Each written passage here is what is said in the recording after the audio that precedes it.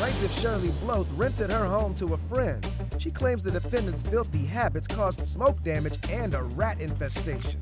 She is suing for $5,000.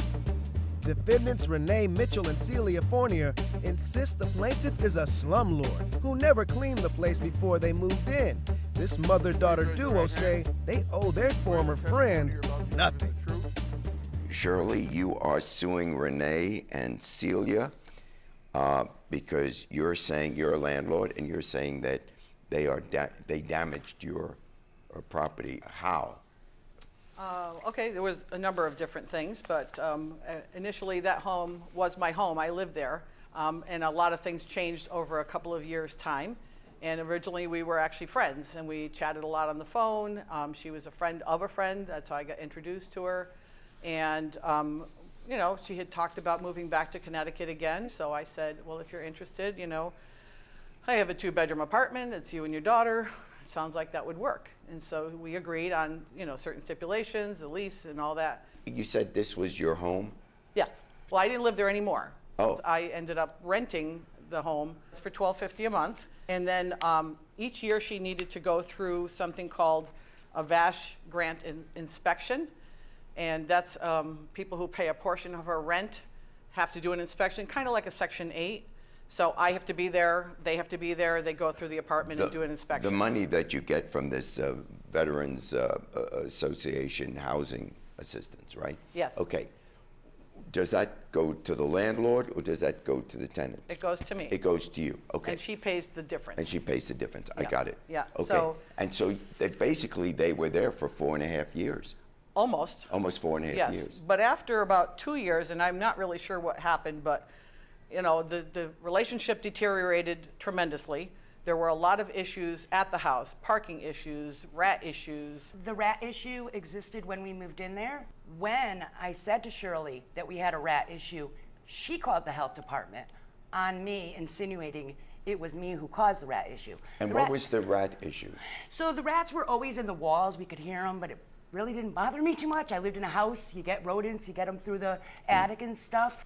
They started building nests. Right, and we were seeing them in the actual apartment. And you complained to the landlord. Right, so her recourse was to call the health department on me. Actually, that's not accurate. I didn't call the health department just because of that. I called the health department because of all the other issues.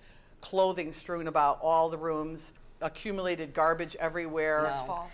If you were unhappy, you could have said, this isn't working out, and find another tenant. Right, that's But what you I did decided, in August of 2018. I did do that. I was working on helping her find another place to live. I many times had texted her phone numbers of locations.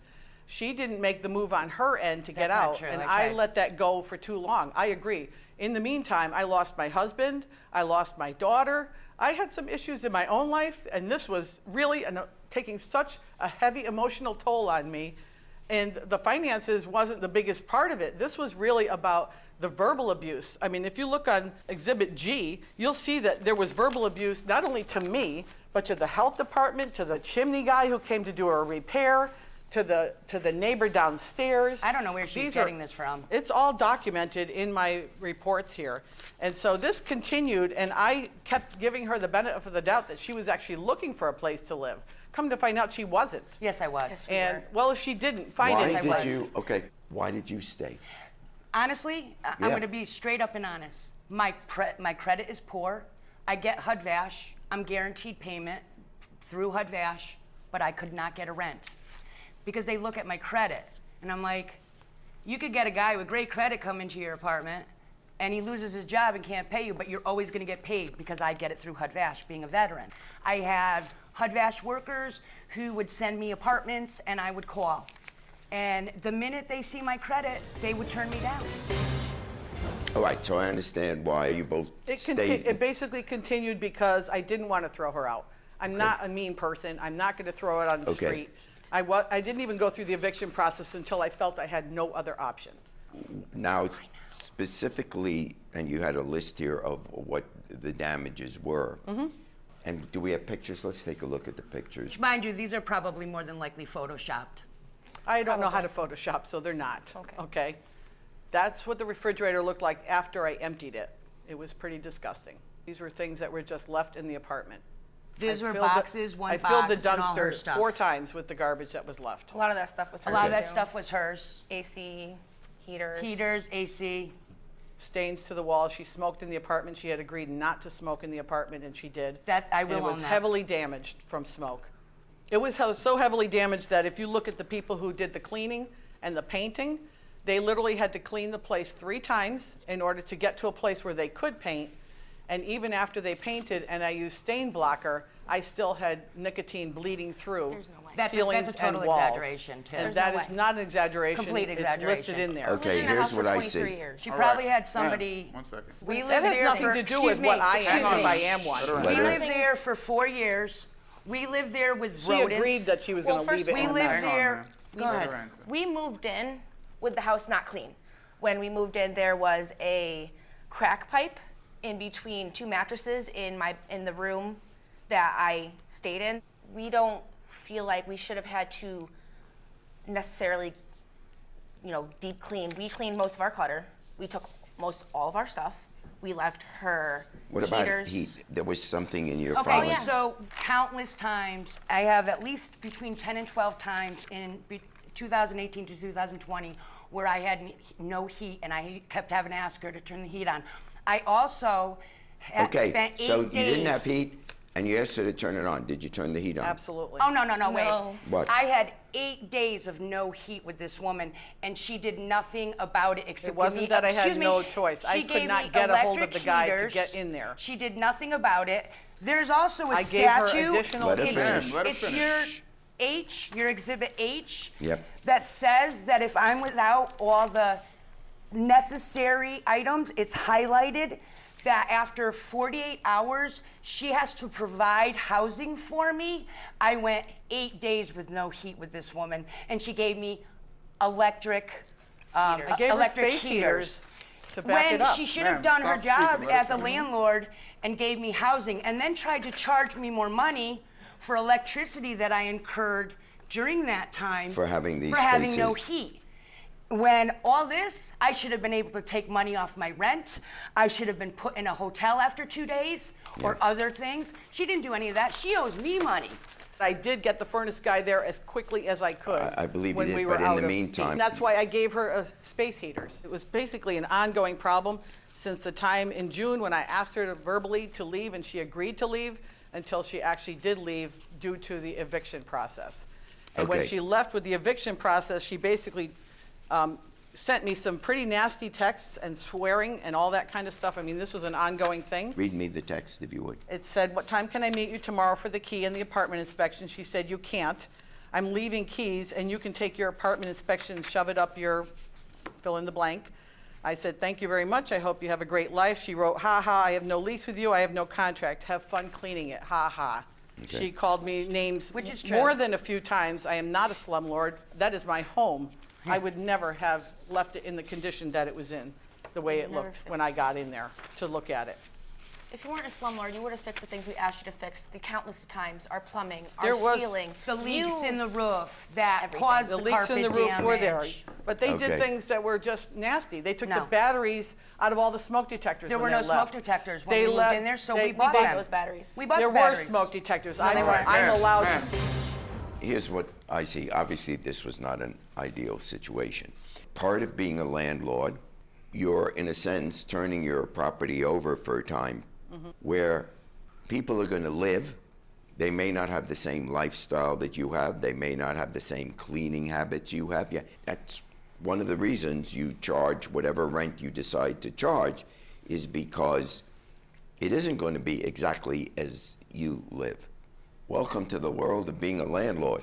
Right, I Yeah, expect some of that. let me finish. When Yeah. people move out, you're going to have to clean. And if there are a lot of garbage bags, there are a lot of garbage bags. If there are a lot of stains and stuff like that, within normal wear and tear, and they were there for 4.5 years, and part of what you had as a security deposit has to go to cleaning the place up if you decide you're going to rent to somebody else afterwards. In terms of what you're suing for, that doesn't persuade me. I understand why you're upset, and the language you guys use with each other isn't appropriate, but I can't give you that kind of money based on the fact that the place was dirty when they left. you had expenses up to $6,000, and when I look at some of them, cleaning the walls, the tub leak, the sink repair, sink should have been repaired while you were the landlord. She didn't tell me it was leaking. No. Well, okay, but Yeah. still the landlord's responsibility. I've decided on the floor repair, I am going to give you that. Verdict for the plaintiff in the sum of $1,500. Thank you, Your Honor. Thanks, Your Honor. The people who are in there now are very clean, so I hope they stay for a while. I'm saddened that a relationship of 30-something years ended like this. Plaintiff Howard Harden says he gave his mechanic cousin his sexy car to fix, but once Cuz got the cash for the parts and labor, he zoomed off with the car. He's suing for $5,000. Defendant Marque Harden says his cousin did pay him, but that was money he owed for crashing at his pad, so it's a payback. Howard, you are suing your cousin because he didn't fix your car? Tell me about it. Your Honor, I grew up with this guy, and he bamboozled me with my 2011 Cadillac CTS. He did a disappearing act with my car. I was having transmission issues, and by him being a mechanic and him being like my brother, I asked him to fix my car. Yeah. And if you look at Exhibit B, Your Honor, Yeah. it's a black CTS Cadillac. It was black, it was clean, it had rims on it. Your Honor, that thing was sexy. Yeah, well, it's certainly turning me on. Yes. And he told me, Your Honor, that it'll take him a day, at the most 2 days, to fix my car. Boy, you make me sick. Man. Boy, you make me sick, boy. I gave him $4,200 for the transmission, and he told me he'll charge me $800 to take the old one out and put the new one in. Okay, so $5,000, and you gave him that money? Yes, sir. And Your Honor, if you look at Exhibit A, you will see that me and my cousin here had text messages where he told me, Your Honor, that he was going to pay me back because he could not fix my transmission and that he got me.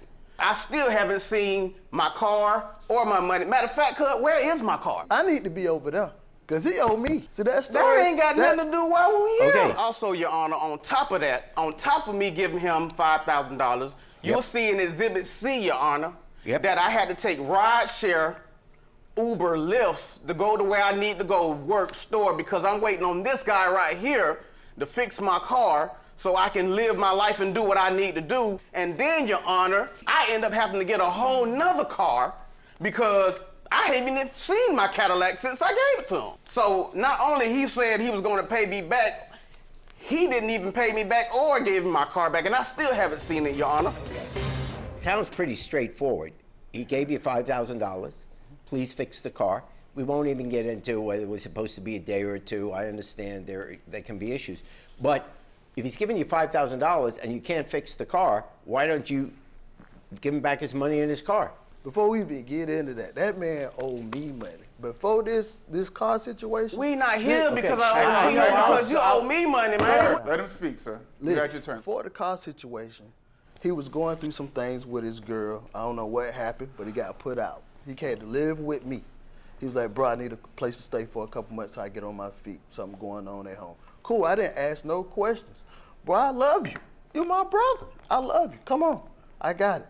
Listen, till you get caught up, you ain't got to worry about paying no bills. I got everything. But when it kick in, I'm going to need you to kick in. Months go by. This man getting brand new shoes. This man getting rims, doing it That nice. ain't got nothing to do with you. I'm going to the point. The point is, this man paid me no money for 6 months. No money for utilities, no money for rent, no money for nothing. I'm like, damn. So You said you got it. You said you got it. That ain't got nothing to do while we here. We here for my car. Talking. Like I told him, I said, okay, when I pushed up to him about like the 5th or 6th month, listen, bro, these bills is not going to pay themselves. I got a main job. I'm a maintenance man. I'm a mechanic. I'm bringing in all the bread. You just round here just, okay. I don't know what your situation. We ain't communicating. He got mad. He moved out. A month later, he come with this nice car. He got rims. He was like, look, I need you to do some work for me. Can you fix my car? I said, yeah, what you got going on? The man gave me the money in cash. The man was like, I got it right here. I was like, well, where the money was 6 months ago? You got some money?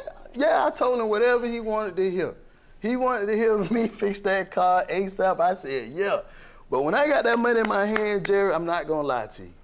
He drugged me, and I'm sure was gonna drag him. When I looked at that money, to me, for me, that money wasn't for that car. That money was for all these months that you've been just around here just living your best life, and I'm working and scratching and trying to make sure we got a roof over our head, looking at another grown man looking at me, talking about, hey, bro, okay, what we eating tonight? Man, come on, bro. Okay. Come on with that line. Man, get out of here, man. Okay. Man. If you bring a suit saying that he owes you money for back rent for when you were taking care of him, right, you bring that suit. Then you all of a sudden are a plaintiff. Then all of a sudden the burden is on you to prove by a preponderance of the evidence that he owes you money.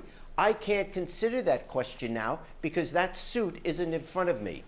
He gave you the money on the understanding that that was to fix his car.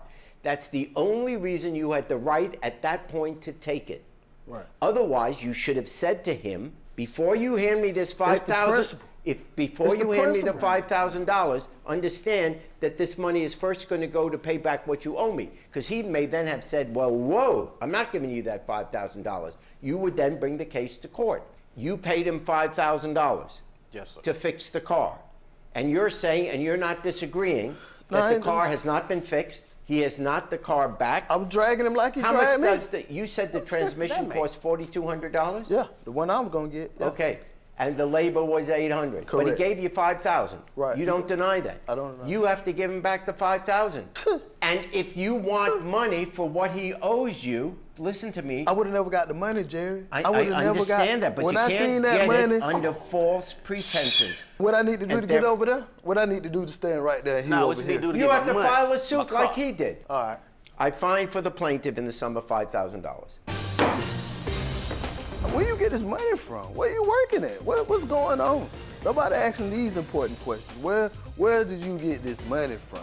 Yeah, I seen that money. Well, you dead. I'm a drag. Yeah. I love him. It's still my brother, but at the end of the day, business is business, and he need to mean what he say when he say it.